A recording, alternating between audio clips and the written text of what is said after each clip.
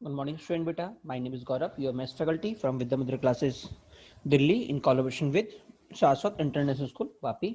बेटा last class की बात करें तो बेटा हमारा पीएनसी चल रहा था। चलिए बेटा लास्ट क्लास से कंटिन्यू करते हैं। बेटा लास्ट क्लास की बात करें तो बेटा हमने इंडिपेंडेंट इवेंट पढ़ लिया था।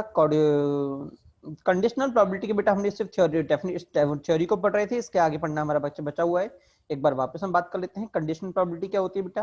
बेटा कंडीशनल प्रोबेबिलिटी मैंने आपको बताया था, probability of occurring A when event B is अकर।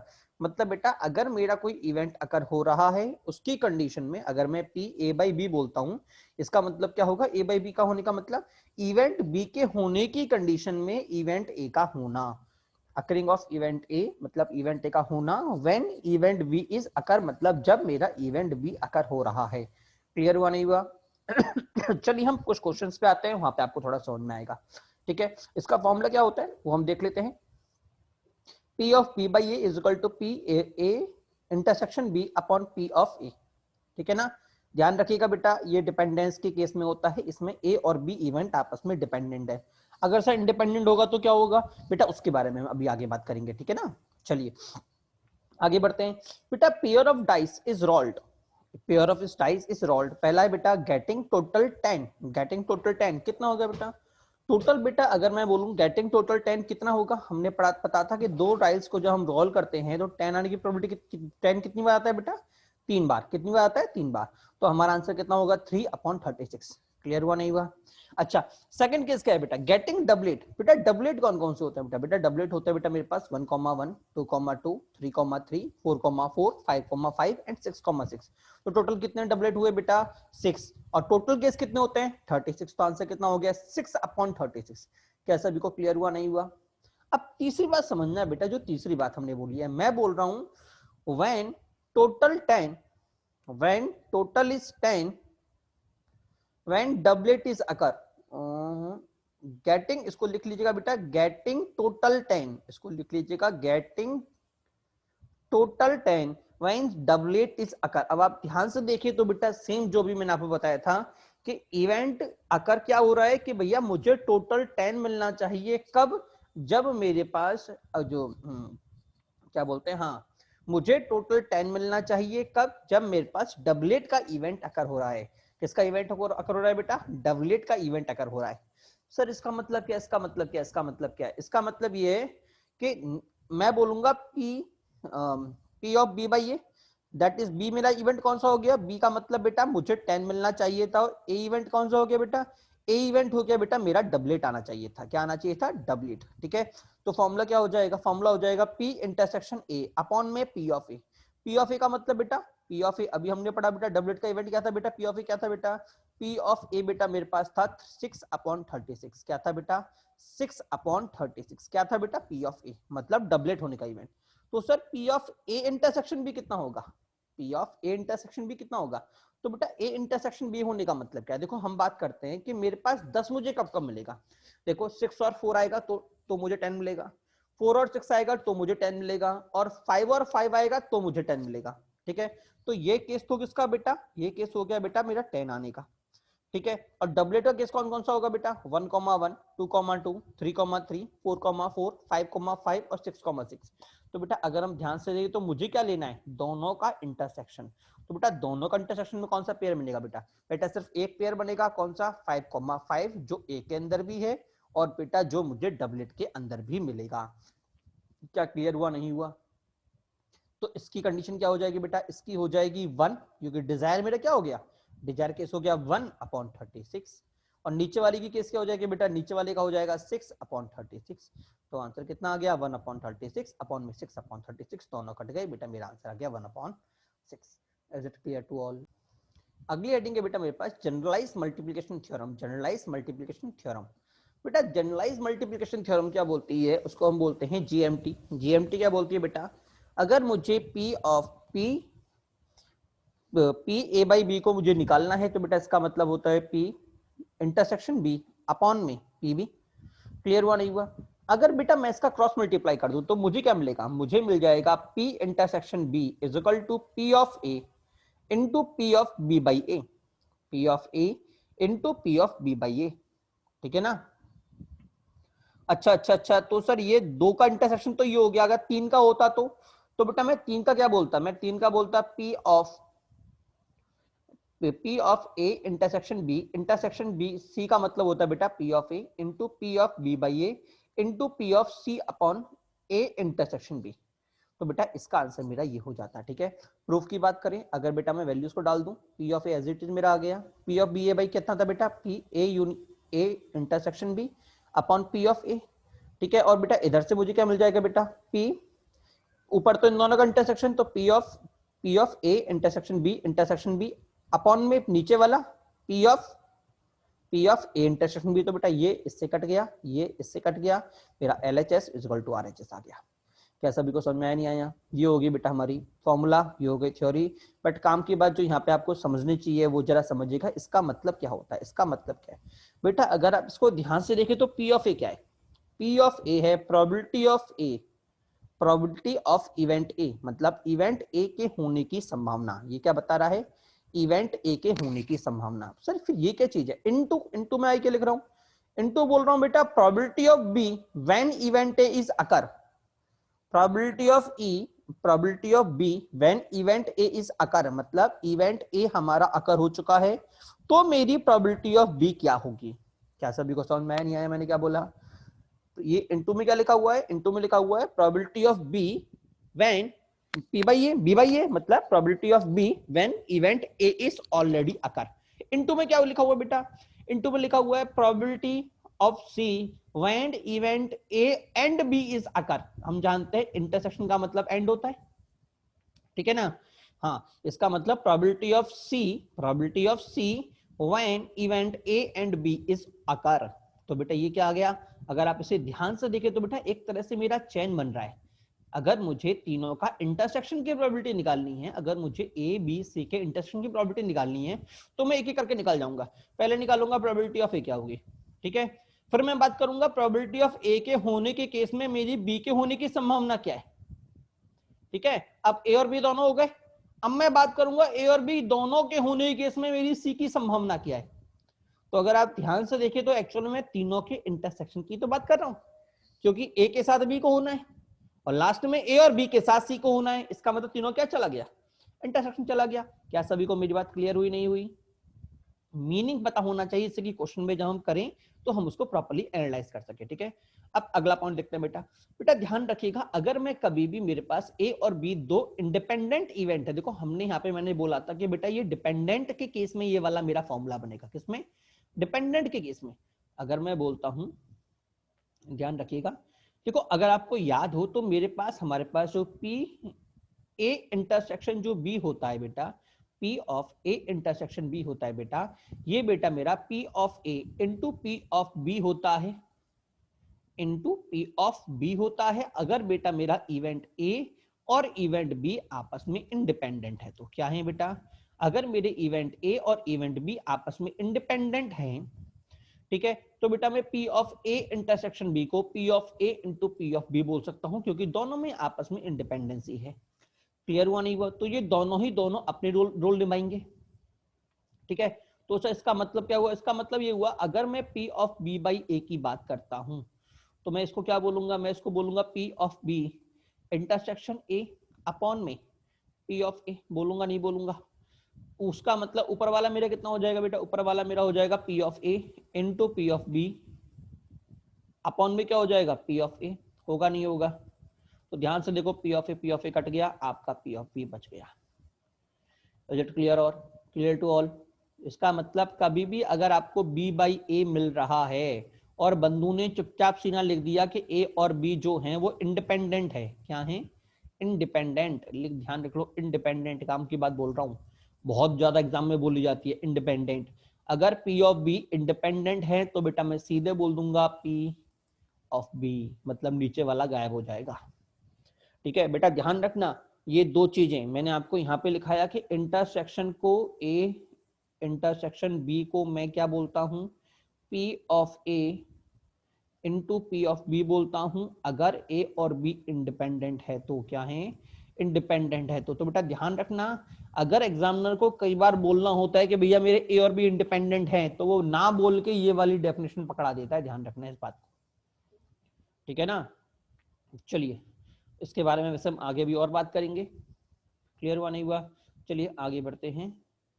हाँ ये पॉइंट हो गया। अगला क्या बोल रहा है बेटा, if A and B are mutually exclusive then do not have any common point but independent event may have। वही बात जो मैंने आपको बोली।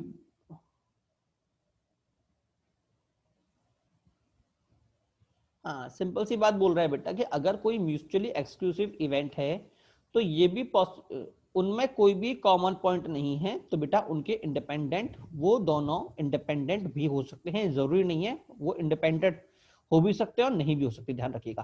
देखो ये चीज मैंने यहाँ पे प्रॉपर्ली लिखी है, जरा यहाँ पे समझिएगा बजाय इसके।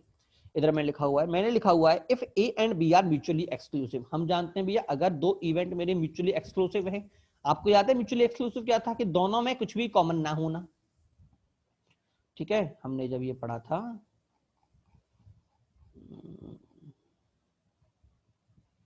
हाँ ये रहा म्यूचुअली एक्सक्लूसिव, याद आया, दोनों में कुछ भी कॉमन ना होना। अगर आपको याद हो म्यूचुअली एक्सक्लूसिव। ऑक्सिसिव क्या था बेटा, जब सबका यूनियन मेरा सबसेट आता था। और इक्विपोटेबल तो हम ऑलरेडी पढ़ चुके थे, इजी चीज थी। ठीक है, तो इसका मतलब क्या है बेटा कि दोनों का इंटरसेक्शन कितना होना चाहिए, किधर गए किधर गए किधर गए किधर गए, होल्ड करिए बेटा।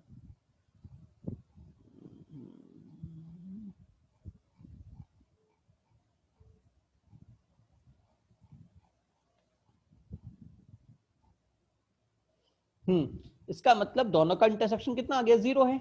और अगर कोई इवेंट मेरा इंडिपेंडेंट है तो अभी मैंने बोला था पी ऑफ ए इंटरसेक्शन भी कितना हो जाएगा, P of A into P of B. Clear हुआ नहीं हुआ? तो बेटा अगर कोई इवेंट दोनों हो गया, कोई इवेंट दोनों हो गया तो मैं क्या बोलूंगा, मैं बोलूंगा कि भैया पी ए इंटरसेक्शन बी मेरा कितना है, इंडिपेंडेंट है तो दोनों इंटू इंटू होगा, होगा नहीं होगा?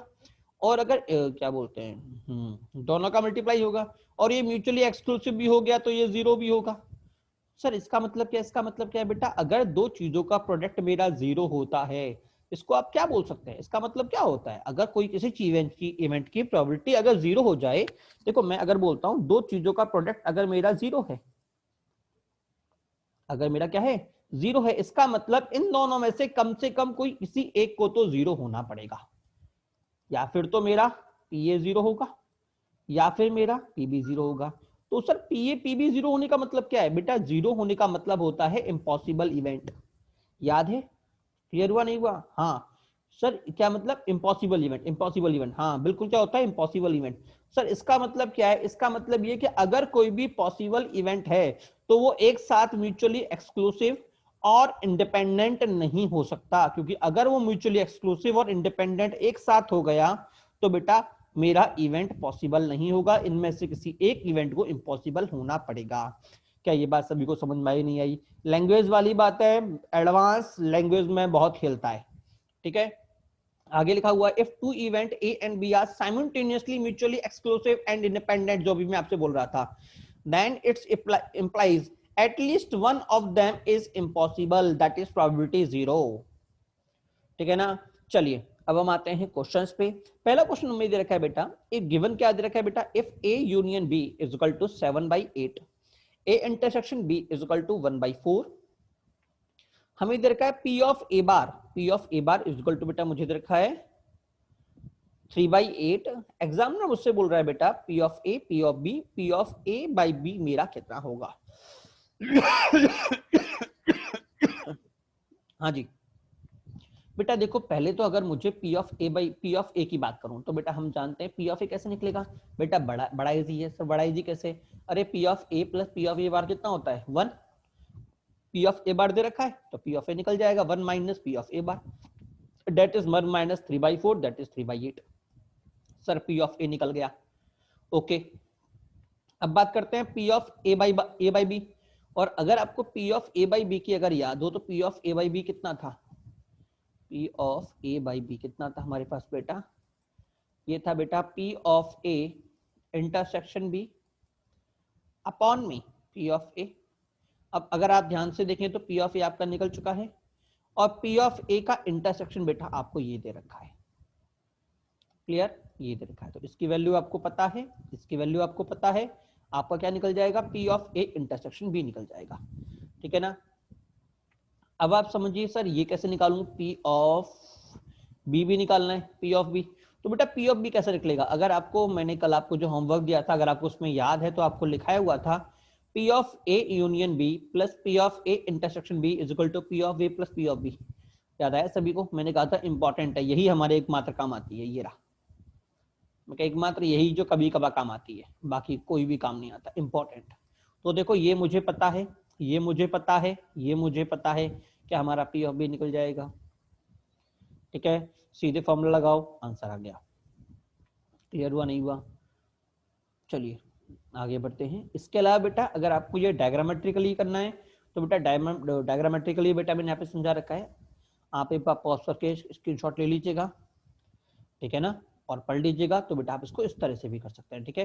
करने के बहुत सारे तरीके, फॉर्मूला बेस करो चाहे ऐसे करो, ठीक है ना। चलिए अब हम अगले क्वेश्चन पे चलते हैं। हाँ इधर देखो एक बात और समझना, इधर मैंने एक चीज और लिखी है। हाँ ये मुझे ऊपर उधर लिखना था बट जगह नहीं थी तो मैंने यहाँ पे लिख दिया। क्या लिखा हुआ है, if A and B are mutually exclusive and P A and P B is not equal to 0, इसका मतलब मेरा इवेंट इंडिपेंडेंट नहीं है, नॉट इंडिपेंडेंट इवेंट, ध्यान रखिएगा। हाँ अगर एग्जामिनर को कई बार बोल रहा होता है कि डिपेंडेंसी है, तो बजाय बोलने के वो दे देगा P of A and P of B is M E mutually exclusive and P A and P B is not equal to 0। Clear हुआ नहीं हुआ? हाँ वो 0 नहीं है, इसका मतलब वो इंडिपेंडेंट भी नहीं होगा, ठीक है। चलिए अगले क्वेश्चन की बात करते हैं। अगला क्वेश्चन बेटा मुझे देखा P of A is 1/2, P of B is 1/3, P of A intersection B is 1/4, ठीक है। अब मुझे निकालना क्या है, निकालना क्या है, देखो बेटा P of A by B कितना होगा, P A intersection B upon P P B. बेटा देखिए अगर मुझे पी ऑफ ए बाई निकालना है तो बेटा P A intersection B by B, ये कितना दे रखा है बेटा 1/4, ये कितना दे रखा है 1/3, बेटा मेरा आंसर आ गया। अगला दे रखा है बी बाई ए, ये आपको खुद करना है। पी यूनियन ए निकालना है बेटा, तो हम जानते हैं फॉर्मूला पढ़ा था P of A plus P of B minus P A intersection B, तो बेटा वहां से कितना आ गया 1/2 प्लस 1/3 माइनस 1/4, हमारा ये आंसर आ गया, ठीक है। अब बेटा डैश की बात जरा आप समझना, डैश की बात आप समझना, डैश वाला कॉन्सेप्ट क्या लगेगा। बेटा देखो ये मुझसे जो तीसरा वाला चौथा जो मुझसे पूछा है P A dash B dash, तो ये कितना होगा बेटा, ये होगा बेटा मेरे पास P of A dash intersection B dash upon B dash, ठीक है। अब एक एक की बात करते हैं। हम जानते हैं बी डैश हमारा निकल जाएगा, सर कैसे निकलेगा बेटा, ये निकलेगा बेटा 1 माइनस पी बी से, ठीक है। तो सर ये कैसे निकलेगा, तो बेटा ध्यान रखिएगा P of A dash intersection B dash, ठीक है। हम मैथमेटिकल रीजनिंग में ये चीज पढ़ेंगे, इसकी वैल्यू बेटा हमारे पास होती है पी ऑफ ए, बेटा जो हमारा साइन होता है वो चेंज हो जाता है, अगर यूनियन है तो इंटरसेक्शन हो जाएगा, और अगर इंटरसेक्शन है तो बेटा यूनियन हो जाएगा, तो बेटा यूनियन बी, और बेटा जो हमारा डैश था बेटा वो पूरा बाहर चला जाएगा, ठीक है। तो ये कितना हो जाएगा बेटा, ये हो जाएगा 1 minus P of A union B, ठीक है। ये आपको पता है, ये आपको पता है, बाकी क्वेश्चन आपको करना है। क्लियर हुआ नहीं हुआ? चलिए अगले क्वेश्चन में चलते हैं बेटा। अगला क्वेश्चन हमें क्या बोल रहा है बेटा, अगला क्वेश्चन हमें बोल रहा है 12 ट्यूब्स 4 डिफेक्टिव 8 गुड, ठीक है। 3 tubes are drawn randomly, find probability that, first बोल रहा है ऑल 3 आर गुड, सेकंड बोल रहा है बेटा 2 गुड 1 डिफेक्टिव, 2 गुड 1 डिफेक्टिव। बेटा देखिए बड़ा सिंपल क्वेश्चन है, यहाँ पे जो सिखाने वाली चीजें बेटा दो चीज सिखाने वाली हैं। बेटा पहली बात तो हमें बोल रहा है तीनों गुड होनी चाहिए, तो बेटा मेरे पास गुड कितनी है बेटा, मेरे पास गुड 8 है, इसका मतलब मैं 3 जो चुनूंगा वो इन 8 में से ही चुनूंगा। तो मैं क्या बोलूंगा, ऊपर तो आएगा 8C3, और टोटल केस कितने हैं, टोटल 12 हैं, 12C3, तो आंसर कितना आ गया 8C3 अपॉन 12C3, ठीक है। सेकंड केस क्या है, 2 गुड और 1 डिफेक्टिव, मतलब 2 का चुनाव तो 8 से होगा और 1 का चुनाव 4 से होगा, तो 8C2 इंटू 4C1 अपॉन में टोटल 12C3। क्लियर हुआ नहीं हुआ? चलिए अगले क्वेश्चन में चलते हैं। बेटा इसी क्वेश्चन को बेटा करने का तरीका जरा एक और समझिएगा, एक और तरीका समझिएगा बेटा, इस ट्री को काट दीजिएगा, ठीक है ना। हाँ बेटा देखो अगर मैं इस क्वेश्चन की बात करूं, ठीक है ना, इसको बेटा चाहो तो हम पी से कर सकते हैं बेटा, इसको करने का एक तरीका और होता है कि बेटा अब सिंपल सी बात, अगर आपको याद हो प्रोबेबिलिटी पीएनसी के अंदर हमने स्टार्टिंग जब की थी तो हमने पी और सी को निकालने के लिए किसी भी, ना तो हमने पी का फॉर्मूला यूज किया था ना ही हमने सी का फॉर्मूला यूज किया था, हमने सिंपल सा बेसिक एलिमेंट्री मेथड लगाया था कि भाई पहला नंबर होगा तो पहले के लिए 4 ऑप्शन, दूसरे के लिए 3 ऑप्शन, याद है सभी को नहीं है। तो बेटा वही चीज हम यहाँ पे भी कर सकते हैं कि भाई जब मैं 3 ट्यूबों को निकाल रहा हूं तो पहली ट्यूब को मैं निकालूंगा तो मेरे पास करेक्ट आने की कितनी प्रोबेबिलिटी होंगी, तो बेटा मेरे पास उस समय टोटल जो होंगे बेटा वो मेरे पास 12 होंगे और 12 में से बेटा मेरे 8 करेक्ट होंगे, तो करेक्ट आने की प्रोबेबिलिटी कितनी होगी बेटा 8/12। क्या क्लियर हुआ नहीं हुआ? ठीक है। अच्छा जब एक निकल गया अब मेरे पास टोटल कितने बचे, अब मेरे पास बेटा बचे 11 और करेक्ट कितने बचे 7, तो बेटा फिर से करेक्ट आने की प्रोबेबिलिटी कितनी हो जाएगी बेटा, बेटा फिर से करेक्ट आने की प्रोबेबिलिटी हो जाएगी बेटा 7/11। क्लियर हुआ नहीं हुआ? अब देखो 2 निकल चुके हैं, दोनों में तो अगला कितना हो जाएगा 6/10। क्लियर हुआ? अच्छा सर इधर क्या करें, इधर क्या करें बेटा, इधर भी इस तरीके से कर सकते हैं। सर कैसे करेंगे बेटा, पहला तो हम जानते हैं 8/12 करेक्ट के लिए, दूसरा दोनों में से कम हो गया 7/12, तीसरा बेटा मुझे निकालना है, तीसरा नंबर पर निकालना है बेटा मुझे डिफेक्टिव, क्या निकालना है defective. So sir defective, defective का मतलब क्या है बेटा, सिंपल सी बात है, इस बार जो ऊपर चुनाव होगा ना वो डिफेक्टिव में से होगा, तो डिफेक्टिव मेरे पास कितने हैं 4 और टोटल कितने हैं 10, तो प्रोबेबिलिटी डिफेक्टिव की प्रोबेबिलिटी कितनी हो गई 4/10। क्या सभी को समझ में आया नहीं आया? Is it clear to all? चलिए अगले क्वेश्चन में चलते हैं। अगला क्वेश्चन बेटा हमें बोल रहा है 10 टिकट्स, 5 तो मुझे आई की टिकट दे रखी है और 5 बेटा मुझे टी की टिकट दे रखी है। ठीक है, मुझे 3 टिकटों को ड्रॉ करना है और अरेंज करना है सच दैट कि जो वो बनाए ना, जो नया नंबर बनाए, तो आपको प्रोबेबिलिटी निकालनी है कि प्रोबेबिलिटी बताओ कि जो नया नंबर मेरा बनेगा वो आईआईटी फॉर्म होगा। क्या होगा? आईआईटी फॉर्म होगा। बेटा देखिए अगर मैं बात करता हूं आईआईटी तो पहली पोजीशन पे क्या आना चाहिए आई, तो आई की प्रोबेबिलिटी कितनी होगी, टोटल मेरे 10, आई कितना 5, तो 5/10। अगले पे क्या आना चाहिए बेटा, फिर से आई, तो आई कितने बच्चे मेरे पास 4, नंबर कितने बच्चे 9, तो 4/9। अगले पे क्या आना चाहिए बेटा, अगले पे आना चाहिए बेटा टी, तो टी कितने हैं बेटा मेरे पास 5, टोटल नंबर कितने हैं 8, तो 5/8। क्लियर हुआ नहीं हुआ? ये हमारा क्वेश्चन आंसर हो गया। चलिए अगले क्वेश्चन की बात करते हैं। अगला क्वेश्चन आपसे बोल रहा है कि इफ ए पी, आपको बोल रखा है ए के सॉल्व ए से क्वेश्चन सॉल्व होने की पॉसिबिलिटी 1/2 है। ठीक है, probability of solving question from B is 2/3, मतलब बी से क्वेश्चन सॉल्व होने की प्रोबेबिलिटी 2/3 है। एग्जाम में आपसे क्वेश्चन चल रहा है find the probability that question is solved, probability क्या होगी कि क्वेश्चन सॉल्व हो जाएगा। देखिए बेटा मुझे बेटा दे रखा है पी ऑफ ए, मुझे दे रखा है बेटा 1/2, पी ऑफ बी बेटा मुझे दे रखा है 2/3। ठीक है, तो सॉल्व की प्रोबेबिलिटी क्या होगी बेटा, पी ऑफ सॉल्व होगा बेटा 1 minus P of not solve. Clear हुआ नहीं हुआ? नॉट सॉल्व होने का मतलब ना तो ए कर पाए ना ही बी कर पाए, और बेटा मैं जान रहा हूं ए और बी इंडिपेंडेंट है, तो मैं क्या बोलूंगा P of A bar into P of B bar, that is 1 minus 1/2 into 1/3। Sir 1/2 कैसे बेटा, पी ऑफ कितना है 1/2, तो पी ऑफ ए बार कितना होगा 1/2। अच्छा पी ऑफ बी कितना है 2/3, तो पी ऑफ बी बार कितना होगा 1/3, तो बेटा मेरा आंसर आ गया 5/6, पहला तरीका। दूसरा तरीका बेटा फॉर्मूला हमारा हमने पढ़ा था, जो मुझे चाहिए सॉल्यूशन और सॉल्व ए और बी की प्रोबेबिलिटी हमको दे रखी है, तो मुझे निकालना, मुझे क्या देना है, देखो मुझे निकालना है सॉल्व की प्रोबेबिलिटी, मतलब मुझे निकालना है बेटा पी ए यूनियन बी। क्या निकालना है बेटा, P A union B, that is P of A plus P of B minus P A intersection B. और बेटा मैंने बोला था दोनों इंडिपेंडेंट है, क्योंकि ए का क्वेश्चन सॉल्व करने का फर्क बी पे नहीं पड़ रहा। ठीक है, तो जो P of A intersection P of B है बेटा, मैं उसको P of A into P of B बोल दूंगा, तो मुझे क्या मिलेगा 1/2 plus 2/3 minus 1/2 into 2/3, that is 5/6। Clear? चलिए अगला क्वेश्चन बेटा हमारे सामने है, probability of happening surprise test is 1/3, probability of happening surprise test is 1/3 if student is absent 2 days, find probability that he miss, a case दे रखा है बेटा at least 1 test, b at a दे रखा है exactly 1 test, b दे रखा है at least 1 test, और बेटा c दे रखा है बेटा at most 1 test। ठीक है, क्वेश्चन बेटा समझिए पहले तो कि भाई अगर किसी भी क्लास के अंदर आपके सरप्राइज टेस्ट होने की प्रोबेबिलिटी 1/3 है, ठीक है, और किसी बच्चे ने 2 दिन की छुट्टी मान ली, ठीक है ना, तो आपसे पूछा गया है कि बताइए एग्जाम के मिस होने की संभावना क्या क्या रहेगी। पहला है एग्जैक्टली 1 टेस्ट मिस होने की संभावना, दूसरा कम से कम 1 टेस्ट मिस होने की संभावना बेटा, तीसरा एटमोस्ट 1 टेस्ट मिस होने की संभावना। ठीक है, तो चलिए बात करते हैं बेटा। देखो पहली बात तो समझना कि टेस्ट कंडक्ट होने की प्रोबेबिलिटी कितनी है 1/3, कितनी है 1/3। ठीक है, अब बेटा बात करते हैं आगे। बेटा मान लो मैं जब बच्चा आया, जब बच्चे ने छुट्टी की, पहली बात तो ये मुझे बात करनी है छुट्टी के अंदर, ठीक है ना। तो जब स्टूडेंट ने छुट्टी ली उस टाइम पे अगर टेस्ट कंडक्ट हुआ तो बेटा मैंने उसको बोल दिया पीटी, मतलब टी बोल दिया एक तरह से, पीटी, पीटी का मतलब टी है, ठीक है। और जब वो एंड कंडक्ट नहीं हुआ तो बेटा मैंने उसको बोल दिया टी बार। क्या क्लियर हुआ, नहीं हुआ? तो एग्जैक्टली वन का केस क्या होगा बेटा, देखो वो 2 दिन नहीं आया था, तो एग्जैक्टली वन का केस मतलब पहले दिन टेस्ट हो जाए, दूसरे दिन, पहले दिन टेस्ट ना हो तो दूसरे दिन हो जाए, और कौन सा केस हो सकता है कि पहले दिन टेस्ट हो जाए और दूसरे दिन ना हो। क्या क्लियर हुआ, नहीं हुआ?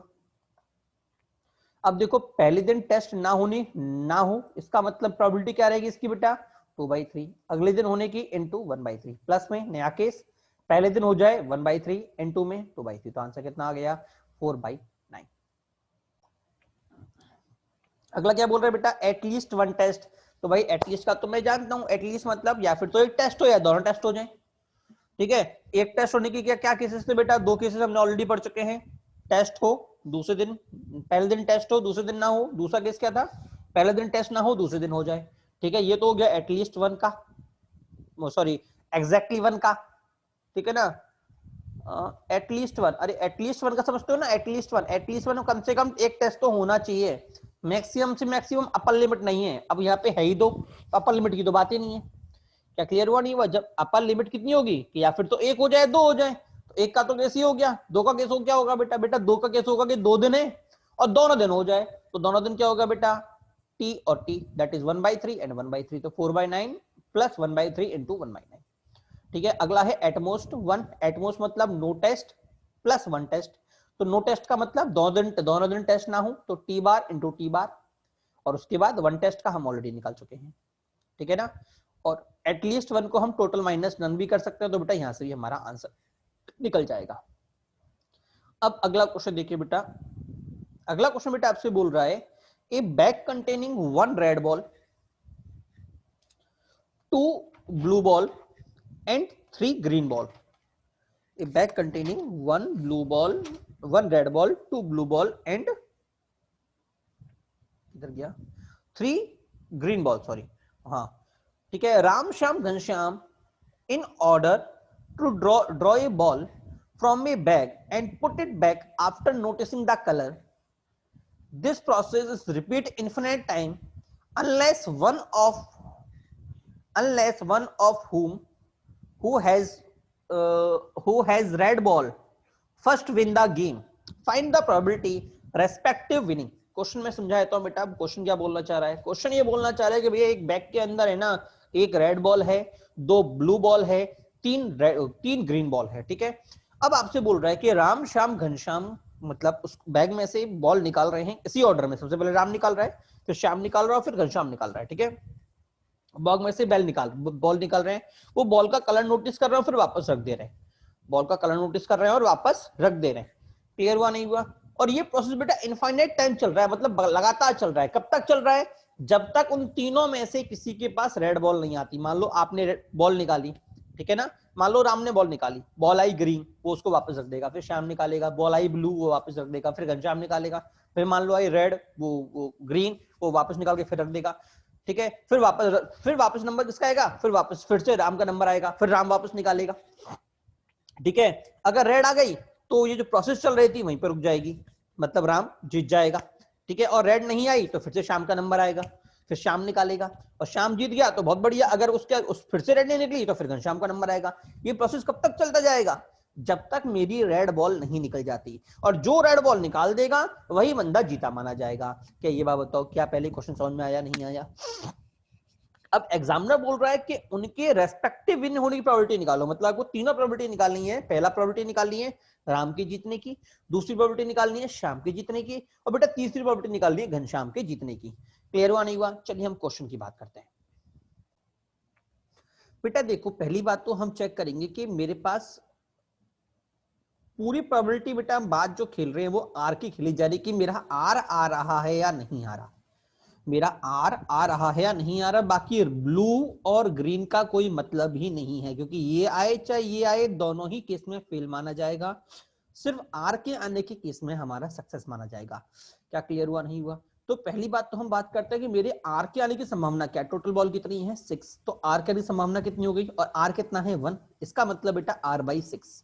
ठीक है, ये क्या है बेटा, ये आया रेड कलर की आने की संभावना जब मैं बॉल को ड्रॉ कर रहा हूं। क्या मेरी बात समझ में आई नहीं आई? रेड कलर के आने की संभावना कितनी हो गई 1/6। तो बेटा रेड कलर के ना आने की संभावना कितना होगी, नो रेड, वो हो जाएगी बेटा 5/6। क्या क्लियर हुआ नहीं हुआ? तो बेटा अगर मैं संभावनाओं को आर बोल रहा हूं और नानी संभावना क्या बोलूंगा मैं, आर बार। क्या ये बात समझ में आई नहीं आई?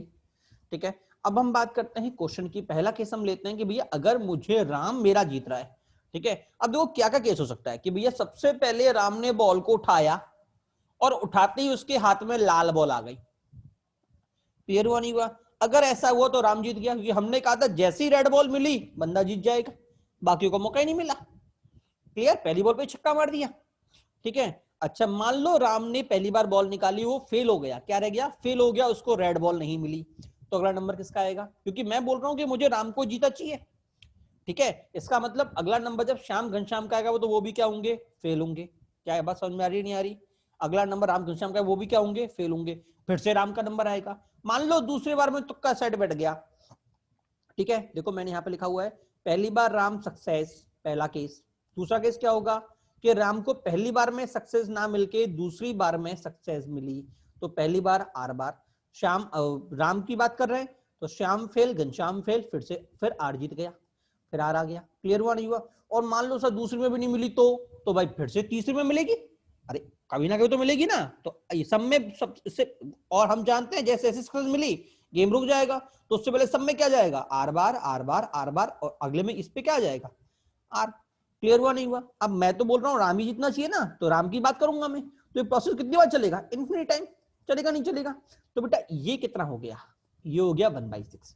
ये कितना आएगा बेटा, ये आएगा बेटा अगर आप ध्यान से देखें तो बेटा ये आएगा मेरे पास 5/6 इंटू 5/6 इंटू 5/6 इंटू 1/6।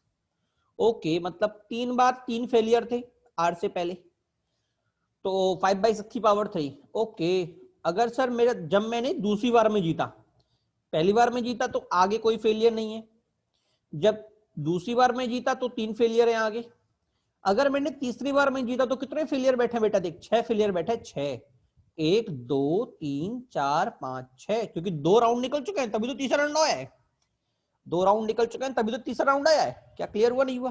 तो बेटा अगर मैं सब में से 1/6 को कॉमन लेता हूं तो देखो यहाँ पे क्या बचेगा 1, इधर क्या बचेगा बेटा 5/6 की पावर 3। क्लियर? अगला क्या होगा 5/6 की पावर 6, अगला क्या होगा 5/6 की पावर 9, अप टू कहां तक, इंफिनिटी तक, क्योंकि भाई इंफिनिटी की बात चल रही है। तो आर ऑफ राम कितना हो गया 1/6 इंटू में इंफिनिटी का वैल्यू क्या होती है बेटा, हम जानते हैं 1/1 माइनस आर, 1/1 माइनस आर, तो 1/1 माइनस आर कितना है बेटा 5/6 का होल क्यूब। तो बेटा मुझे कितना मिलेगा बेटा, मुझे आंसर मिल गया 36/91। Is it clear to all? बेटा देखिए अब हम बात करेंगे प्रोबेबिलिटी ऑफ शाम की जीतने की। बेटा सिंपल सी बात है, शाम कब जीतेगा, जब राम और श्याम नहीं जीतेंगे। तो देखो पहली बार पहली बार अगर पहली बार है तो राम, पहली बार सबसे पहला नंबर किसका आएगा, राम का, बंधु फेल। फिर नंबर आएगा श्याम का, श्याम बंदा जीत गया, श्याम बंधु जीत गया। अच्छा, फिर नंबर किसका आएगा, पहला राउंड, अगर श्याम पहले राउंड में जीता तो, अगर सब पहले में नहीं जीता तो फिर दूसरा राउंड भी तो आएगा ना, तो दूसरे में Ram fail, Shyam fail, Ghanshyam fail, फिर से राम का नंबर आया, राम फेल, इस बार श्याम जीत गया। सर दूसरे में नहीं जीता तो फिर तीसरे में नंबर आएगा, राम श्याम घनश्याम, राम श्याम घनश्याम, फिर से राम, फिर से श्याम, फिर श्याम जीत गया। इसका मतलब क्या है, पहले के लिए 5/6 इंटू 1/4, अगले के लिए देखो कितने बेटा, कितने आगे चल रहे हैं बेटा, मेरे 4 आगे चल रहे हैं इस बार। ठीक है, 5/4 टू दी पावर 4 इंटू 1/6। ठीक है, अगला क्या होगा बेटा 5/6 की पावर 7। सर इधर जो डिफरेंस आप देखोगे बेटा, पावर में डिफरेंस हमेशा 3 का चलेगा। सर 3 का क्यों, क्योंकि बेटा एक राउंड में 3 आदमी हैं, ठीक है ना, क्योंकि जैसे एक राउंड पार हुआ पक्का 3 का लूप तो चलना ही चलना है। ठीक है, तो बेटा अगर आप ध्यान से देखें तो पूरे में से अगर आपने 5/6 इंटू 1/6 कॉमन ले लिया तो अंदर मेरे पास क्या बच गया, वापस ऊपर वाली इनफिनिट सीरीज 1 + 5/6 का whole cube dot dot dot. ठीक है, इसकी वैल्यू हम जानते हैं, हमारा आंसर कितना आ गया 60/91, 30/91। ठीक है ना, आर ऑफ घनश्याम बेटा आपका होमवर्क है, ये आपको खुद निकालना है। ठीक है ना, चलिए अगला क्वेश्चन देखिए बेटा, बहुत अच्छा क्वेश्चन है बेटा अगला question, JEE point of view से तो बहुत अच्छा क्वेश्चन है, क्वेश्चन ज्यादा समझिएगा। प्रीवियस क्वेश्चन भी बेटा जो हमने किया वो भी अच्छा क्वेश्चन था। ठीक है, a ladies has purse which have three compartment. बेटा लैंग्वेज थोड़ा राइटिंग थोड़ा खतरनाक है, मेरे पुराने नोट्स है, थोड़ा अपने आप ही अपने लिए लिखा था, इसलिए थोड़ा इस तरह की राइटिंग है, ठीक है ना। अभी तो जरा दिक्कत हो तो मुझसे पूछ लीजिएगा, ठीक है। वैसे मैं बोलते जा रहा हूँ, क्लियर हुआ नहीं हुआ? A ladies has a purse which have three compartment, she randomly select a compartment, ठीक है ना, एंड ड्रॉ ए कॉइन, ठीक है, ड्रॉ ए कॉइन या कुछ भी बोल दो, पैसा। क्लियर हुआ नहीं हुआ?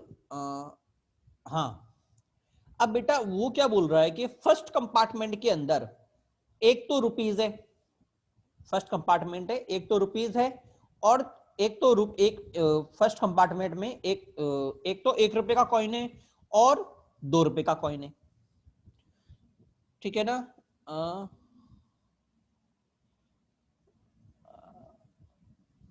ओके, जरा समझना बेटा, फर्स्ट कंपार्टमेंट में 1 रुपीज का कॉइन है, और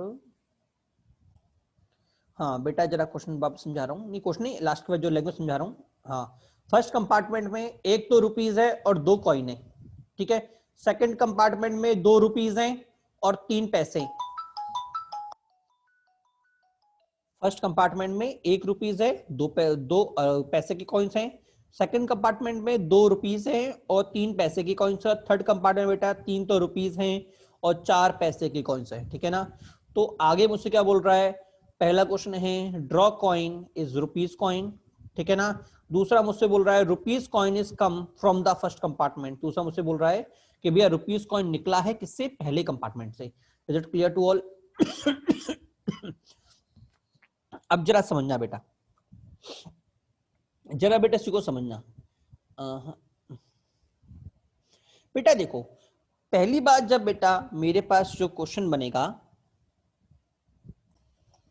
बेटा देखिए हम बात करते हैं लेडीज जब पहली बार कॉइन डालेगी, हाथ मतलब 3 कंपार्टमेंट दे रखे, तो फिर सबसे पहले बेटा जब वो पर्स में अपना हाथ डालेगी तो उसके पास तीन ऑप्शन होंगे कि वो फर्स्ट कंपार्टमेंट में डाले, सेकंड में डाले या थर्ड में डाले। तो पहली बात तो मेरे पास कितने केसेस हो गए, 3। तो पहले में डालने का प्रोबेबिलिटी 1/3, दूसरे का 1/3, तीसरे का 1/3।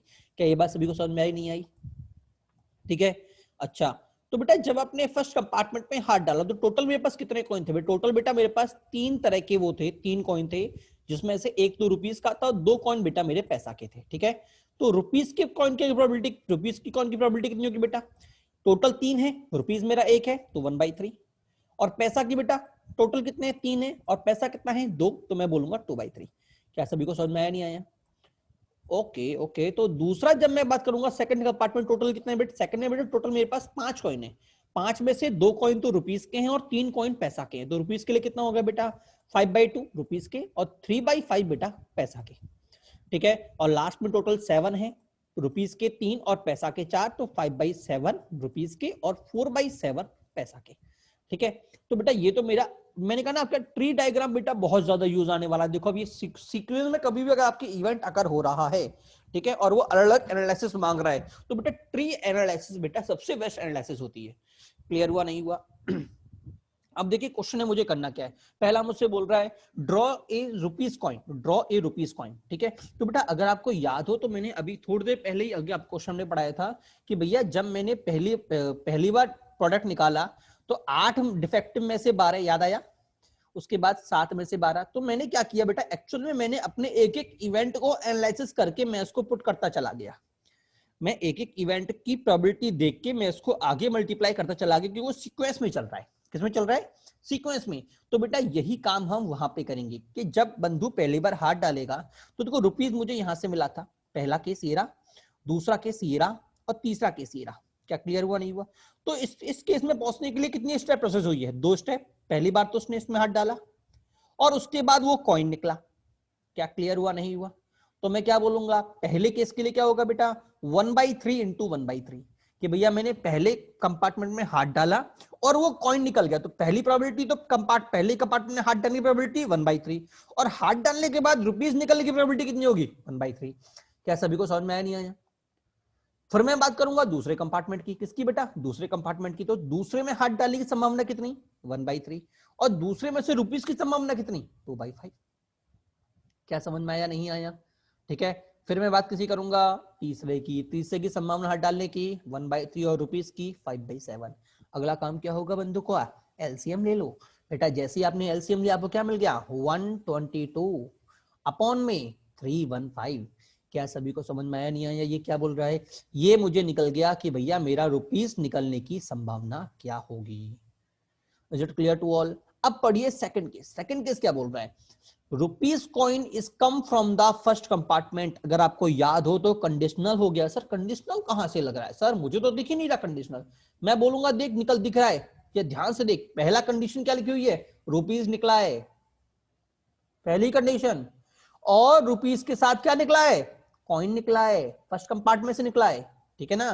तो केस को क्या बोलते हैं, इवेंट वन क्या हुआ कि रुपीस निकल रहा है, और इवेंट टू क्या हुआ, इवेंट वन के इवेंट बी के होते हुए इवेंट ए का होना याद आया। तो रुपीस निकलने वाले इवेंट के होते हुए रुपीस पहले कंपार्टमेंट से ही निकलना। किसी इवेंट के होते हुए दूसरे इवेंट का होना, इवेंट ए के साथ इवेंट बी का होना याद आया नहीं आया, कंडीशनल। तो मैं क्या बोल रहा हूं कि भैया इवेंट कौन सा हो रहा है, रुपीस के निकलने का इवेंट हो रहा है। और तो इवेंट साथ में कौन सा होना चाहिए, इसके साथ जो इवेंट हो रहा है इसमें कंडीशन क्या डल गई कि भैया मेरा जो रुपीस है वो फर्स्ट कंपार्टमेंट से ही निकलना चाहिए। क्लियर हुआ नहीं हुआ? अच्छा अच्छा अच्छा, ठीक है ठीक है ठीक है। तो इससे इसका क्या मतलब जरा समझो बेटा। जो मैंने यहां पे लिखा तो इससे आपको क्या चीज निकला कि ये नीचे वाला क्या है बेटा, ये है नीचे वाला है बेटा मेरे टोटल केस। क्या है बेटा, टोटल केस। और सर ऊपर वाला क्या है बेटा, ऊपर वाला है रुपीस के केस। क्या सभी को समझ में नहीं आया? यही तो प्रोबेबिलिटी होती है। रुपीस के अगर हम प्रोबेबिलिटी निकालनी है तो rupees upon total. Okay okay okay बेटा, जब आपने इनका एलसीएम लिया जब आपने इसका एलसीएम लिया तो पहली जगह कौन है, पहला वाला आदमी कौन था बेटा, पहला आदमी था कंपार्टमेंट नंबर 1।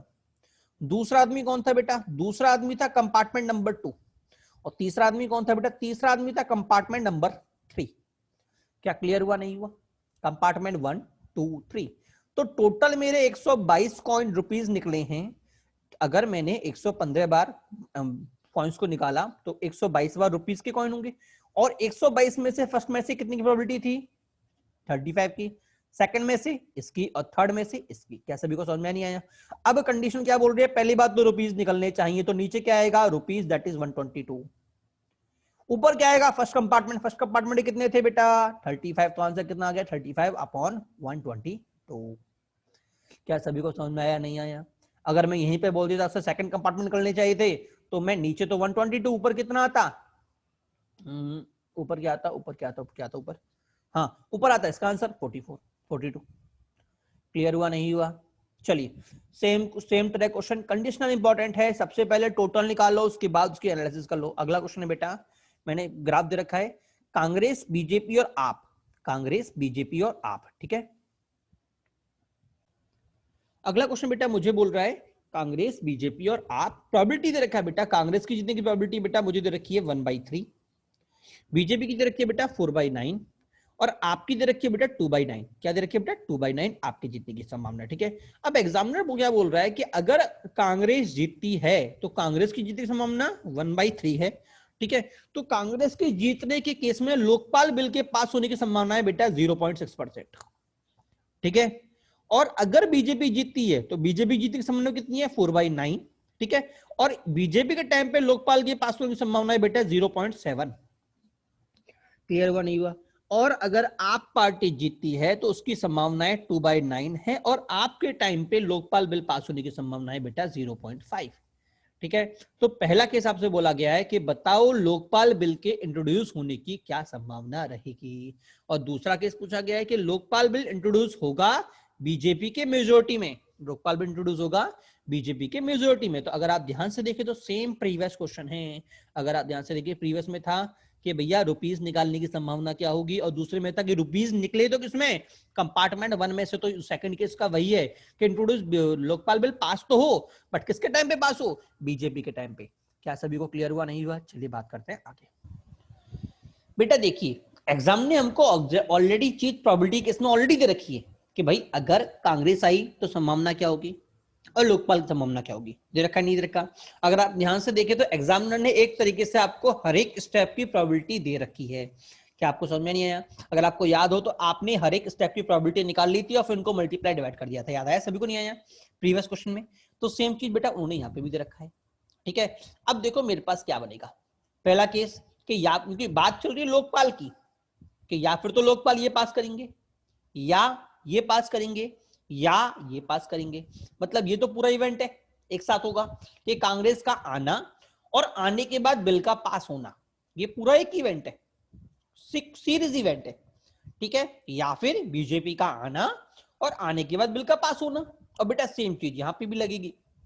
ठीक है, और तीनों एक साथ तो आएंगे नहीं कि सर तीनों एक साथ आ जाए, कांग्रेस बीजेपी का आप तीनों मेजोरिटी में एक साथ हो जाए, ऐसा तो पॉसिबल नहीं है। क्लियर? तीनों में क्या लगेगा, तीनों में से कोई कंडीशन ही पॉसिबल, तो बेटा बीच में क्या लगेगा, और का मतलब एडिशन। क्या मेरी बात सभी को समझ में आ रही है, नहीं आ रही?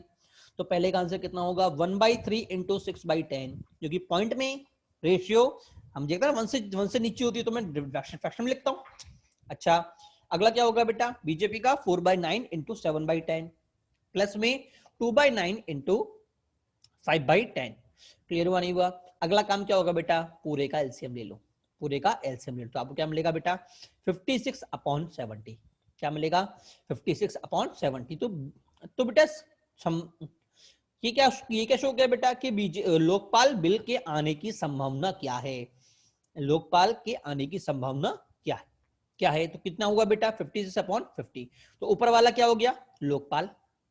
ठीक है, तो मुझसे पूछा क्या भैया, लोकपाल आया बट बीजेपी की किस्म में, तो लोकपाल कितना हो गया बेटा, 56। और बीजेपी की किस्म में कितना आंसर आएगा बेटा, अगर आप चेक करते हैं तो देखो 90, ये डिवाइड कर दो 90, तो यहां से कितना मिला 24, 28। तो बेटा ये हो गया 28/56। क्या सभी को क्लियर हुआ, नहीं हुआ? अगले क्वेश्चन की बात करते हैं बेटा। अगला क्वेश्चन हमसे बोल रहा है बेटा, क्वेश्चन में ध्यान दीजिएगा, it has been observed that a boy going to school via 50% bicycle, 30% auto, 10% bike and 10% walk. ठीक है ना? probability of happening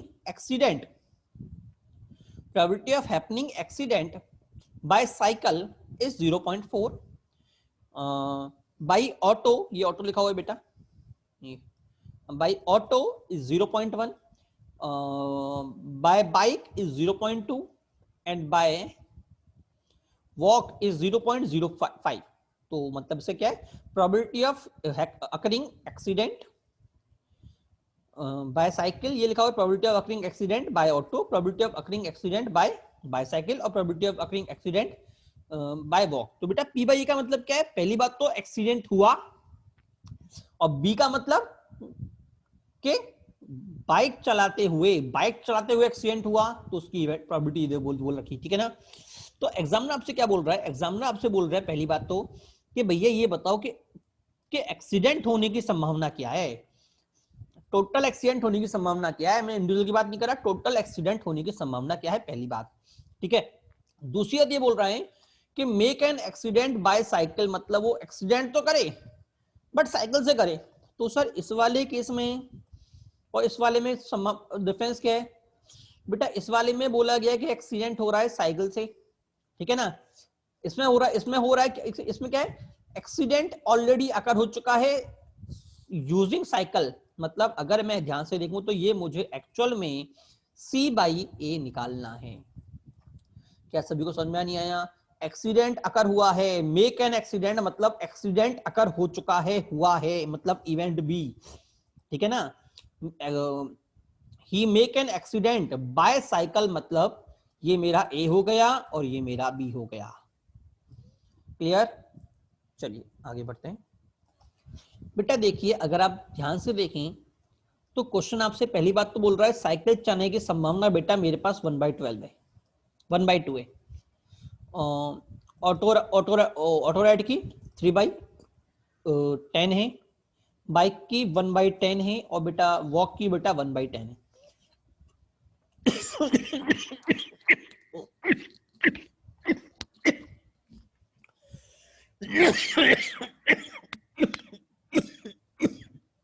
हाँ, अब बेटा सेकंड बात देखिए, एग्जामिनर क्या बोल रहा है कि ये तो पहली संभावना मुझे दे रखी है साइकिल चलाने की, दूसरी दे रखी है साइकिल चलाते हुए एक्सीडेंट होने की। तो अगर आपको याद हो तो प्रीवियस क्वेश्चन में क्या था, पहली संभावना कांग्रेस के आने की, और कांग्रेस के आने पे लोकपाल बिल पास होने की, याद है? ठीक है, सेम चीज हमने यहाँ पे की थी, पहली संभावना इस पार्ट में जाने की और इस पार्ट के बाद गोल्ड कॉइन के, वो रुपीस कॉइन के हाथ में आने की, याद आया? तो प्रोबेबिलिटी ऑफ एक्सीडेंट क्या हो जाएगी? पहली बात तो कार के थ्रू, वो साइकिलिंग के थ्रू 1/2, और पहली बात तो साइकिल चलाने की और साइकिल के बाद एक्सीडेंट होने की। पहली मतलब एक्सीडेंट या फिर यहां से होगा या फिर इस वाले केस से होगा, तो इसमें क्या होगी, पहले साइकिल की 3/10 और उसके अंदर एक्सीडेंट की 1/10, दैट इज 3/10 इंटू 1/10। अगला बाइक के थ्रू और अगला बेटा वॉक के थ्रू।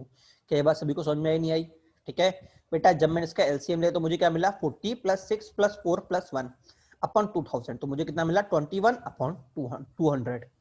सर इसका मतलब क्या है? इसका मतलब ये कि जब उसने 200 बार राइड किया तो उसकी एक्सीडेंट होने की संभावना कितनी बार थी, 57 टाइम। ठीक है, और अगला केस क्या बोल रहा है, एक्सीडेंट हो बट साइकिल से हो। तो एक्सीडेंट किससे, एक्सीडेंट तो हो रहा है, मतलब क्या हो रहा है, केस कौन चल रहा है, 57 वाला। तो ये आ गया बेटा नीचे 57।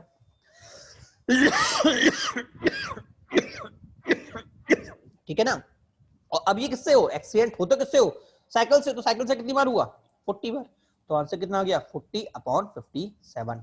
Is it clear to all? आगे बढ़ते हैं। अगला हेडिंग है बेटा हमारे पास card problem. 4 card are removed. 4 card आपने रिमूव कर लिए हैं। 4 फेस कार्ड, जो 4 फेस कार्ड है उनको आप रिमूव कर रहे हैं। उसके बाद एग्जामिनर बोल रहा है कि आपको, पहले तो आपने चारों फेस कार्ड रिमूव कर लिए, उसके बाद एग्जामिनर बोल रहा है कि आपको 4 कार्ड ड्रॉ करने हैं। ठीक है ना? किस तरह से? पहली heading, all have same dominoes. दूसरी, 2 of one dominoes and 2 of other dominoes. ठीक है,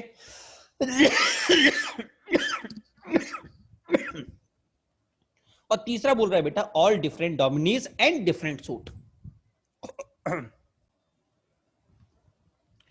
पहली बात तो बेटा हम देखते हैं मेरे पास टोटल बच्चे कितने 52 थे। फेस कार्ड कितने होते हैं, 12। बच्चे कितने, 40। मतलब मुझे जो ड्रॉ करना है बेटा वो 40 में से ड्रॉ करना है। तो सैंपल स्पेस कितना हो गया, 40C4। ठीक है। अब बात करते हैं बेटा डोमिनीज के बारे में। तो बेटा हमारे पास 10 डोमिनीज होती हैं, क्योंकि टोटल 13 डोमिनीज होती हैं, बट 4 तो हमने हटा ही दिए। ठीक है ना? तो मेरे पास 3 तो हमने हटाई दी, मेरे पास कितने बचे, 10 13 में से। अब 10 में से पहले किसी एक को चूज कर लो। 10 में से पहले किसी एक को चूज कर लो। मान लो आपने इक्का चूज कर लिया, मान लो आपने धैला चूज कर लिया। ठीक है, चूज करने के बाद फिर आपको सूट चूज करना है। तो 4 सूट है, आपको चारों सूट लेने हैं, क्योंकि 4 डोमिनीज लेनी है मुझे। और अगर आप जानते हो आप धैला चूज कर रहा है, 4 धैले अगर आपको चूज करने हैं तो कितनी संभावना होगी, सिर्फ एक संभावना होगी, होगी नहीं होगी? अगर आपको 4 धैले चूज करने हैं तो पहला काम तो आप चूज कर लो जी 10 में से किसी एक नंबर को। ठीक है, और उस एक नंबर के चारों की चारों पत्तों को उठा लीजिए। तो आंसर कितना होगा बेटा मेरे पास, 1। तो 10C1 मतलब 10 में से किसी एक का चुनाव, और उसके चारों की चारों को उठा लेना, मतलब 4 में से चारों को चुन लेना, मतलब 4C4। क्लियर हुआ नहीं हुआ? अगला समझा रहा हूं एक बार और, ये थोड़ा और क्लियर रहेगा। सेकंड बोल रहा है कि आपको 2 डोमिनीज सेम होने चाहिए, बाकी दोनों सेम। डोमिनीज फिर से मैं बोल रहा हूं कि आपके पास 10 डोमिनीज हैं, टोटल हमारे पास 13 डोमिनीज होती हैं। कौन कौन से, इक्का, दुक्की, टिक्की, चौकी, पंजे, छक्की, सत्ती, अट्ठी, नहली, दहली, उसके बाद जे क्यू के। अब जे क्यू के तो मुझे हटा देना है, तो मेरे पास कितने बचे, 10 बचे। ठीक है, अब आपको चुनना है। एग्जामिनर बोल रहा है कि इन 10 में से 2-2 सेम होनी चाहिए, 2-2 सेम। ठीक है, तो पहला काम इस 10 में से किसी 2 को चुन लूंगा। मान लो मैंने 5 को चुन लिया और 8 को चुन लिया, तो पहला काम 10C2। ठीक है ना? अब 5 भी मेरे पास कितने होते हैं बेटा, मेरे पास 5 4 होते हैं। सर 4 5 कैसे होते हैं बेटा? अगर आपको याद हो तो आप क्या बोलते उसको, एक तो पंजी इसमें मिलेगी, एक हर्ट में मिलेगी, एक स्क्वाड में मिलेगी, एक हर्ट पे मिलेगी, स्क्वाड में मिलेगी, एक डायमंड में मिलेगी मिलेगी नहीं मिलेगी, और एक इसमें मिलेगी हुकुम में। पंजी चारों में होगी होगी नहीं होगी, बट मुझे तो 2 चाहिए। तो अगला काम क्या होगा, इन 4 में से, इन चारों पंजियों में से किसी 2 पंजी को चुनना, मतलब 4C2। तो पहला काम 10 में से किसी 2 पत्तों को चुनना, और उनके बाद उनके जो 4 सूट हैं, जैसे 5 के चारों सूट होंगे, एक सूट 1 2 3 चारों सूट में होगा 5 पंजी मेरी, तो इन 4 में से किसी 2 को चुन लेना। किसके लिए, जो इनमें से 2 निकले। तो पहला का चुनाव हो गया 4 में से 2, ठीक है, मतलब पंजी को चुन लिया। अब नंबर आएगा 80 का, तो 80 भी कितनी होंगी, 4 होंगी, होंगी नहीं होंगी। तो अगला नंबर क्या होगा, 8C2 4C2 किसके लिए, 80 के लिए। क्या सभी को समझ में आया, नहीं आया? बेटा देखिए इसका तीसरा सबसे मजेदार है। तीसरा क्या बोल रहा है, all different dominoes and different suit. तो पहली बात तो बेटा आपको इन 10 में से, जो आपके पास 10 कार्ड थे, इस 10 में से 4 का चुनाव करना पड़ेगा। कितने में से, 10 में से 4 का चुनाव। तो बेटा सबसे पहला काम 10 में से 4 का चुनाव, 10C4, जरा समझना, ध्यान समझना ध्यान से, 10C4 किन 10 में से, जो आपके पास थे 1 2 3 4 5 6 7 8 9 और ये 10, ठीक है। अब ये देखिएगा बेटा, ये तो हुआ बेटा मेरा 4 डिफरेंट डोमिनीज, बट एग्जाम में आगे बोल रहा है कि भैया सूट भी मेरे अलग अलग होने चाहिए, ठीक है। अब बेटा देखो, अगर आपको याद हो तो प्रीवियस क्वेश्चन में पहले पहले डोमिनीज चुना था, और उसके बाद बेटा हर एक सूट की मैंने अलग अलग एनालिसिस की थी, याद है सभी को। पहले मैंने 2 डोमिनीज चुना था, 10C4 10C2, ठीक है, और उसके बाद हर एक डोमिनेट की बात किया था कि भैया 4C2 पहले डोमिनीज के लिए और 4C2 दूसरी डोमिनीज के लिए, ठीक है ना। अच्छा, अब इधर क्या बोल रहा है बेटा, इधर बोल रहा है कि सूट भी सेम नहीं होने चाहिए, ठीक है। तो भैया जब मेरे पास 10 में से मैंने 4 डोमिनीज चुन ली, मान लो भैया मैंने चुन लिया पंजी चक्की सत्ती अट्ठी को, भाई मैंने चुन लिया, ठीक है। तो बेटा जब मैं पंजी के पास जाऊंगा, तो बेटा पंजी को जब मैं पहली बार चुनूंगा, पहला नंबर चुनूंगा, तो बेटा इसके मेरे पास 4 सूट अवेलेबल होंगे। कितने सूट अवेलेबल होंगे, 4। सर कौन कौन से, अरे सिंपल सी बात है ना यार, ईंट 1 2, किधर गए, हाँ जी, कितने सूट अवेलेबल होंगे इसके, 4। पंजी इन चारों सेट में मिलेगी मेरे पास,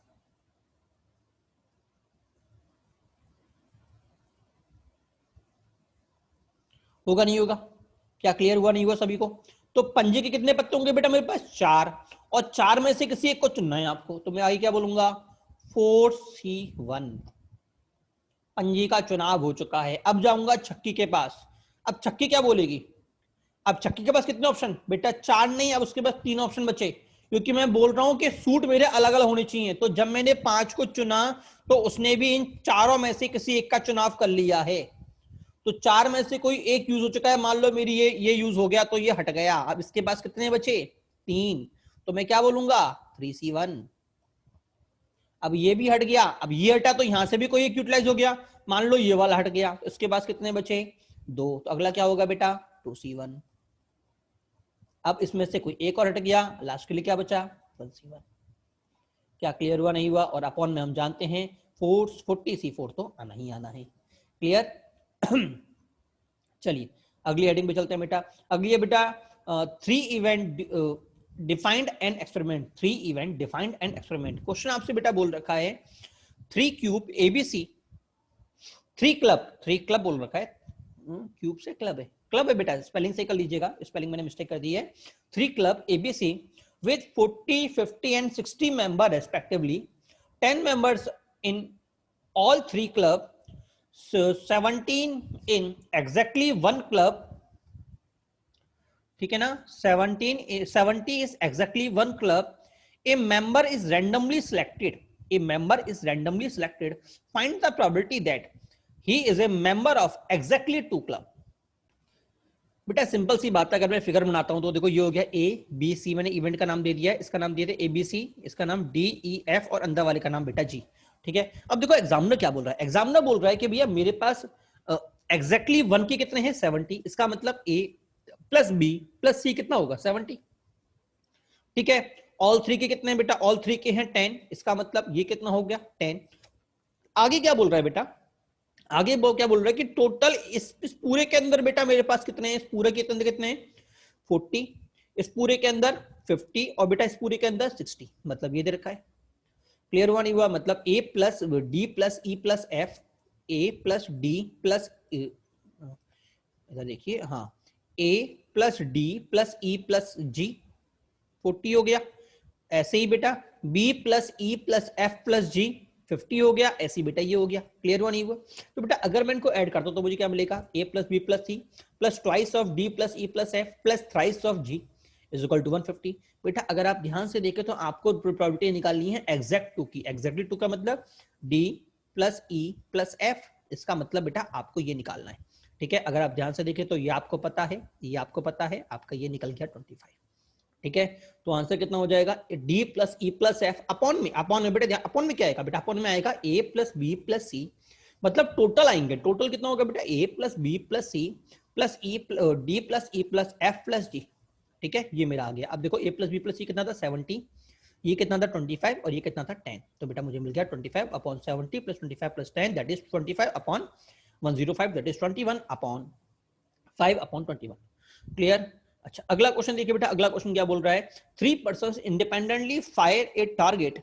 ठीक है, पहला केस है बेटा, पहला बोल रहा है probability of A getting a hit, मतलब अगर ए हिट कर रहा है उसकी प्रोबेबिलिटी 1/6 है। बी से हिट हो रहा है, probability of B getting a hit is 1/4 and probability of C getting a hit is 1/3। ठीक है ना, मतलब 3 लोग एक टारगेट पे फायर कर रहे हैं। पहले के द्वारा टारगेट को हिट करने की संभावना 1/6 है, सेकंड के द्वारा 1/4 है, और बेटा थर्ड के द्वारा बेटा मेरे पास 1/3 है। ठीक है, आपसे प्रोबेबिलिटी पूछी हुई है सबसे पहले at least one of them hit the target. ठीक है, दूसरा है exactly one of them hit the target. पहला एटलीस्ट वन, दूसरा एग्जैक्टली वन, तीसरा क्या बोल रहा है? If target is hit only once then it is A, मतलब तीसरा आपसे बोल रहा है कि अगर मेरा टारगेट एक बार ही हिट हो रहा है, ठीक है ना, तो मुझे मतलब एक तरह से बोल सकता है कि टारगेट हिट हो रहा है, बट किससे हो रहा है? ए से हो रहा है। अगर आप ध्यान से देखें तो कंडीशनल इवेंट हो गया। पहली बार टारगेट का हिट होना बी हो गया, और ए से हिट होना मेरा ए हो गया। हम बोलते हैं ना P A by B, P A by B. तो बी क्या था? इवेंट अकर हो रहा है, बी के होते हुए ए के अकर होना। तो बी क्या है बेटा? यहाँ पे बी है टारगेट का हिट होना, और ए क्या हो गया बेटा? ए से हिट होना। क्या सभी को समझ में आया? नहीं आया? बेटा देखिए, एटलीस्ट वन आप जानते हैं, total minus none, total minus none. तो सर नन का मतलब क्या है? सर नन का मतलब 1 minus P of A bar into P of B bar into P of C bar. Sir into क्यों आ गया? बेटा इंडिपेंडेंट है, याद आया? हाँ, इंटरेक्शन क्या हो जाएगा? इंटू हो जाएगा। तो मुझे क्या मिलेगा? 1 माइनस 5/6 इंटू 3/4 इंटू 2/3। सर ये कैसा आया बेटा? ये क्यों? ए मेरा 1/4 है, तो ए बार कितना होगा? 1 माइनस 1/6। ए मेरा 1/6, तो ए बार कितना होगा? 1 minus 1/6 that is 5/6। B bar कितना होगा? 1 माइनस 1/4 दैट इज 3/4। और सी बार कितना होगा? 1 माइनस 1/3 दैट इज 2/3। ठीक है ना, ये मेरा आंसर आ गया। अगला बोल रहा है एग्जैक्टली वन। अब एग्जैक्टली वन होने का मतलब क्या है? कि भैया मान लो पहला केस ए हिट कर गया, बी और सी ने हिट नहीं किया, दूसरा बी हिट कर गया, ए और सी हिट नहीं किया, और तीसरा ए और बी ने हिट नहीं किया, सी ने हिट कर दिया। क्या समझ में नहीं आया? पहला, क्योंकि एग्जैक्टली वन की बात चल रही है कि पहला केस या फिर तो ए हिट कर जाए, ए हिट कर जाए, दूसरा केस बी हिट कर जाए, और तीसरा केस सी हिट कर जाए। तो ए के लिए 1/6 ए ने हिट कर दिया, तीनों इवेंट एक साथ हो रहे हैं। ए ने किया बट दोनों ने नहीं किया, तो 1/6 इंटू 3/4 इंटू 2/3।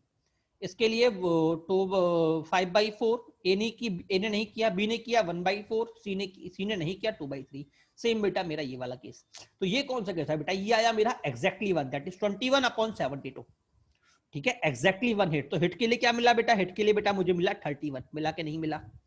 ठीक है, अब मुझसे बोला है एग्जैक्टली वन, तो ये नीचे आ गई। अब देखो मुझे लास्ट में क्या बोल रहा है बेटा? कि हिट हो रहा है बट वन से हो रहा है, ए से हो रहा है। तो हिट होने का मतलब नीचे तो क्या आएगा? 31, क्योंकि 31 मेरा हिट बता रहा है। ठीक है, अब ए से कितनी बार हो रहा है? तो बेटा आपको एलसीएम चेक करना पड़ेगा, आपको पता पड़ जाएगा ए से कितना निकलेगा बेटा आपका। ए से आपका शायद 6 निकलेगा। अगर आप एलसीएम लेते हो तो चेक कर लीजिएगा एक बार। अगर आप 72 एलसीएम लेते हो तो यहाँ पे कितना आएगा? ये हो गया आपका 7 × 4 72। हाँ, नीचे 72 ही है इसका पूरा, तो यहाँ पे आ जाएगा 6 बेटा। 6 प्लस आने वाला है, 6 इधर प्लस इधर। ठीक है, तो ए के लिए क्या मिला बेटा मुझे? ए के लिए मिला बेटा मुझे 6। तो आंसर कितना होगा? 6/31। Is it clear to all? अगला क्वेश्चन देखिए बेटा। अगला क्वेश्चन क्या बोल रहा है? अगला क्वेश्चन बोल रहा है ए bag contains 5 tubes, 2 damage 3 goods, drawn one by one till two defective tubes are identified.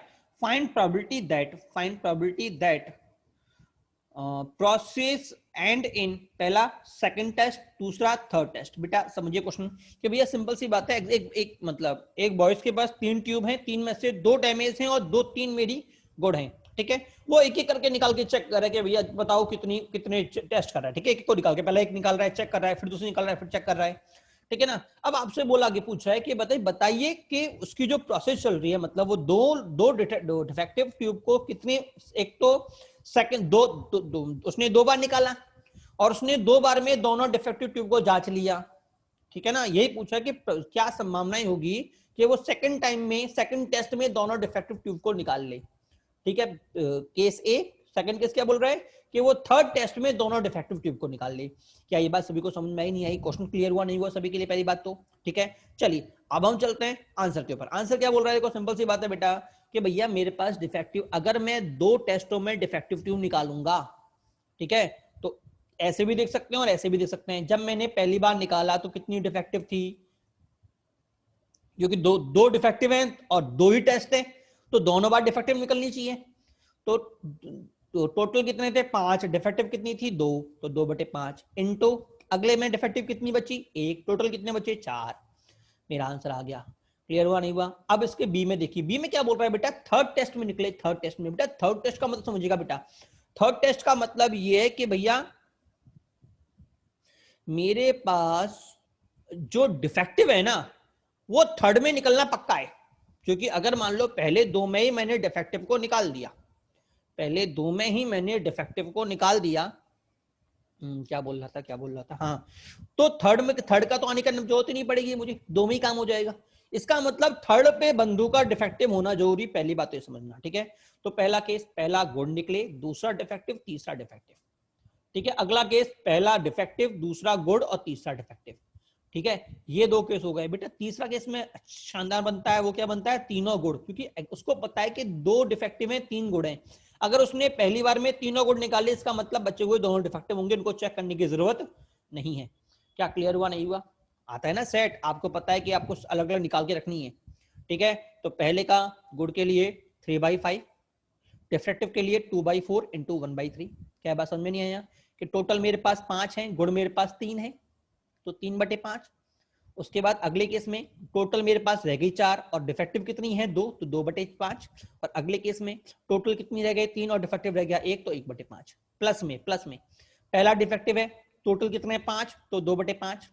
अगला गुड कितने? 3, टोटल कितने रह गए? 4, तो 3/4।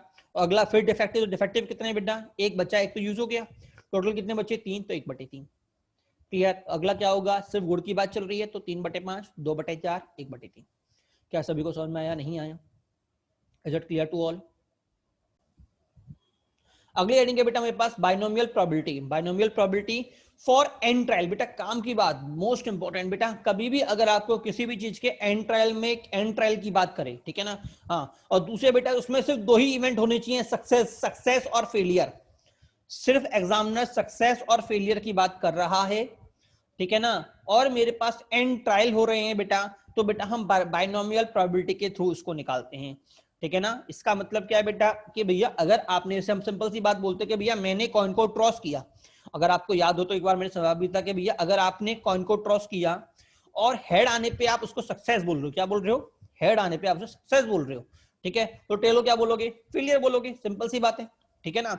या फिर आपने डाइस को रोल किया, अगर आपके पास 5 आया तो आपने इसको सक्सेस बोला, ठीक है ना, नहीं तो आपने क्या बोला? फेलियर बोला। क्लियर हुआ नहीं हुआ? तो एग्जामिनर क्या बोल रहा है कि भैया आपने किसी डाइस को 10 बार फेंका, ठीक है, कितनी बार फेंका? 10 बार फेंका, ठीक है ना, और मेरे पास जो क्या बोलते हैं 5 आने पे बेटा मैं उसे सक्सेस बोल रहा हूं, डाइस पे 5 आने पे मैं उसे सक्सेस बोल रहा हूं, ठीक है ना। तो बताओ 5 बार सक्सेस होने की कितनी प्रोबेबिलिटी होगी? तो देखो अब इसमें खास बात समझिए, मैं जानता हूं इसमें 2 ही केस बनेंगे, सक्सेस और फेलियर। अगर कभी 2 ही केस बन रहे हों, पास या फेल, सक्सेस या फेलियर, तो पहली बात। तो दूसरी बात बेटा, उसमें एंड ट्रायल हो रही हो, मतलब वो चीज लगातार कर रहे हो, सिर्फ कॉइन को मैं 10 बार टॉस कर रहा हूं, डाइस को मैं 10 बार रोल कर रहा हूं। क्लियर हुआ नहीं हुआ? तो अगर कभी भी एंड ट्रायल की बात आ जाए, किसकी बात आ जाए? एंड ट्रायल की, तो बेटा आपको ऑलवेज बाइनोमियल प्रोबेबिलिटी को, बाइनोमियल प्रोबेबिलिटी को यूज करना है। क्या मेरी बात सभी को समझ में आई, नहीं आई? Is it clear to all? और फॉर्मूला क्या होता है बेटा? फॉर्मूला हमारे पास होता है, इसको हम बोलते हैं पी आर। पी आर मेरे पास होता है एनसीआर, पी की पावर आर, क्यू की power N minus R. Clear? पहला क्वेश्चन हमें दे रखा है बेटा, पहला क्वेश्चन दे रखा है pair of dice role 6 time. आपने एक डाइस के पेयर को रोल किया, पेयर का मतलब दो डाइस को, ठीक है ना। Getting doublet is consider as success, मतलब अगर आपकी डबलेट आ रहा है तो बेटा आप उसे सक्सेस मान रहे हो, ठीक है ना। तो पहली प्रोबेबिलिटी पूछी है नो सक्सेस, आपने 6 बार डायल को रोल किया और कोई सक्सेस नहीं आया तो उसकी प्रोबेबिलिटी निकालो। दूसरी बोल रही है एग्जैक्टली 1 सक्सेस, ठीक है। और तीसरा बोल रहा है एट लीस्ट 1 सक्सेस, और चौथा बोल रहा है एट मोस्ट 1 सक्सेस, ठीक है। तो पहली बात तो आप ये देखो कि आप डबलेट आप सक्सेस बोल रहे हैं, तो सक्सेस की जो आपके पास मैंने कहा 2 चीजें आनी चाहिए। पहली बात तो 2 चीजें, सक्सेस और फेलियर, ठीक है। दूसरी बात सिस्टम टाइम्स रूल हो रहा है, मतलब एन टाइम हो गया, एन ट्रायल हो गया। मैंने कहा था ना आपसे कि 2 चीज आपके सामने आ गई तो आप पक्का प्रोबेबिलिटी लगाने वाले हो, ठीक है ना। तो जरा समझना सक्सेस की प्रोबेबिलिटी क्या है। हम जानते हैं टोटल कितने केस है, 36। 36 में से डबलेट कितनी बार आता है, 6 बार, तो सक्सेस की प्रोबेबिलिटी कितनी हो गई 1/6। तो पी कितना हो गया 1/6। क्या सभी को समझ में आया, नहीं आया? पी का मतलब सक्सेस बोल रहा हूं। तो फेलियर कितना होगा, क्यू, क्यू कितना होगा बेटा 6/5। क्लियर? तो पहला केस नो सक्सेस मतलब आर मेरा 0 हो गया। मैंने कहा ना प्रोबेबिलिटी ऑफ आर सक्सेस मतलब एन ट्रायल में से आप कितनी बार सक्सेस हो रहे हो, तो नो सक्सेस का मतलब आर 0, तो 0 डाल दो। एन कितना है 6, नंबर ट्रायल एन क्या शो करेगा बेटा, नंबर ऑफ ट्रायल। तो नंबर ऑफ ट्रायल कितने हैं बेटा 6, तो 6C0 1/6 की पावर 0, पी की पावर 0, पी की पावर आर इंटू क्यू की power N minus R, that is 6। क्या ये बात सभी को समझ में आई, नहीं आई? अगला केस एग्जैक्टली 1, एग्जैक्टली 1 होने का मतलब r इज इक्वल टू 1, तो मैं क्या बोलूंगा 6C1 इंटू 1/6 की पावर 1 इंटू 5/6 की पावर 5। क्या क्लियर हुआ, नहीं हुआ? अगला क्या बोल रहा है at least 1 success, at least 1 success. Sir at least 1 का मतलब, हाँ पहले एटलीस्ट का मतलब पी का जो आर है वो मेरा 1 या 1 से बड़ा होना चाहिए, ठीक है। अगर आपको याद हो तो मैंने कहा था एटलीस्ट का मतलब टोटल माइनस नन। टोटल कितना है 1 होगा, नन कितना है पी ऑफ आर, याद आया पी ऑफ आर 0, तो मैं क्या करूंगा 1 माइनस पी आर पी 0। और पी 0 के लिए बेटा अभी हमने यहां निकाला है, ठीक है ना। और लास्ट क्या बोल रहा है एटमोस्ट 1 सक्सेस, एटमोस्ट 1 का मतलब पी 0 प्लस पी 1, तो पी 0 कितना हो गया 6C0 into 1/6C0 into 5/6C0, ठीक है ना। प्लस में 1 के लिए 6C1 इंटू 1/6 की पावर 1 इंटू 5/6 की पावर 1 5। क्या सभी को समझ में आया, नहीं आया?